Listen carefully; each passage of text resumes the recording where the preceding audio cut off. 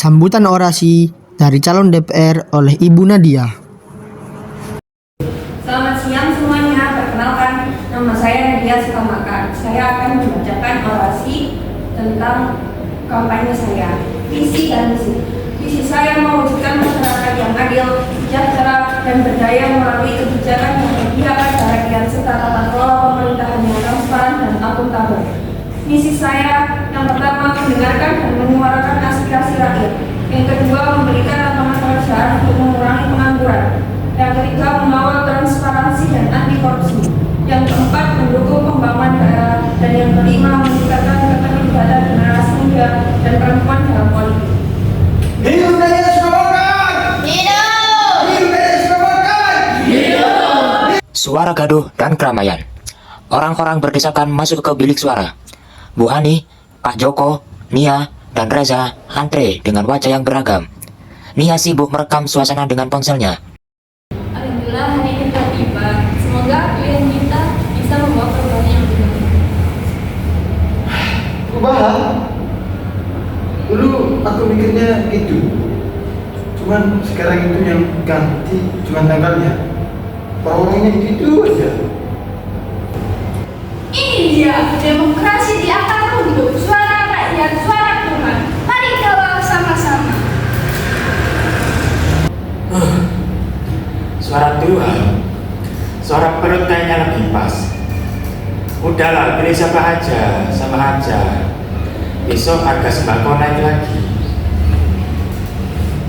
Bu Ani, Pak Joko, Nia, dan Reza duduk di warung Bang Teguh. Suasana tegang, hasil quick count mulai bertebaran di mana-mana. Gimana? Udah lega habis nyoblos? Hasilnya udah mulai kelihatan. Ini kok bisa begini sih? Calon yang jelas-jelas punya rekam jejak korupsi, kok malah unggul jauh sih?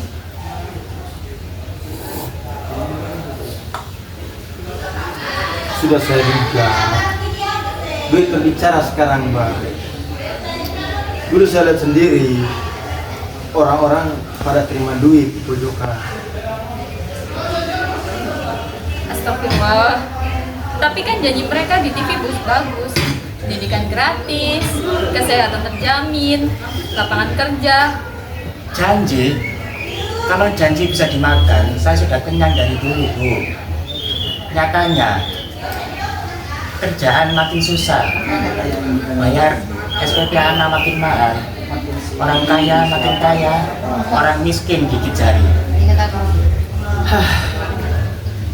Dulu saya percaya satu suara kita itu berharga. Sekarang kadang saya berpikir suara kita cuma janji formalitas, biar hanya demokratis, padahal sudah diatur. Kacau. Jalanan kampung yang sebelumnya dijanjikan akan diaspal mulus, kini semakin rusak dan berlubang. Beberapa warga mengangkut air bersih dengan jerigen. Aduh, katanya mau dibenerin. Udah berbulan-bulan malah makin parah. Anak sekolah juga sering jatuh. Air bersih juga masih susah, Bu. Katanya kemarin mau dibangun sumur, Bu.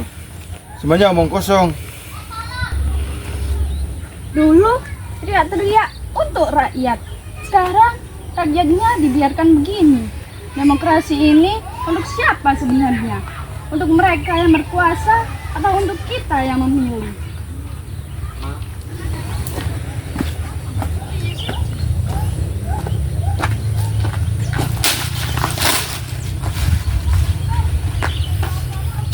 Percuma milih, percuma demo, percuma ngoceh di medsos. Gak ada yang berubah, cuma bikin capek.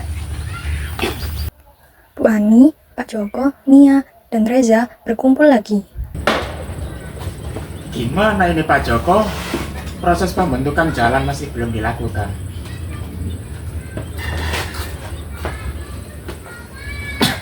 Proses atau proyek, Bang? Atau kami harus menunggu pemilu berikutnya baru janji-janji itu diingat lagi? Saya cuma ingin anak cucu saya kehidupannya lebih baik dan seperti ini. Rasanya suara kami tidak ada artinya, seperti kotak suara yang kosong. bukan kosong, Mbak. Tapi isinya sudah diambil duluan. Dia cuma disuruh nyoblos kertas kosong. Aduh.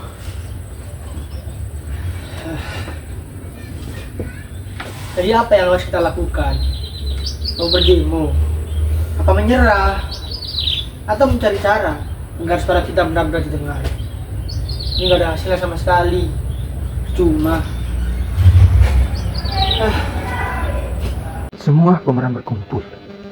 Senja menyinari wajah-wajah mereka yang tanpa lelah, namun mulai memancar secerah harapan. Mungkin selama ini kita salah. Kita terlalu berharap pada sistem yang sudah bobrok. Demokrasi itu bukan hanya soal nyoblos, tapi bagaimana terus berjuang setelahnya. Betul. Dulu saya pikir sudah nyoblos berarti tugas sudah selesai. Nyatanya itu baru permulaan. Jadi, kita harus gimana? Kita harus mulai dari sini, dari kita sendiri. Mungkin kita nggak bisa ubah semuanya dalam semalam, tapi kita bisa mulai dengan hal kecil. betul, pemerintah mungkin lupa dengan janji-janjinya, tapi kita tidak boleh lupa tentang hak-hak kita, serta kewajiban untuk saling membantu agar Indonesia lebih maju. Setuju. Film ini bukan tentang menunjuk siapa yang salah, melainkan tentang refleksi kolektif terhadap kondisi demokrasi dan ajakan untuk tidak menyerah dalam memperjuangkan hak-hak dasar sebagai warga negara.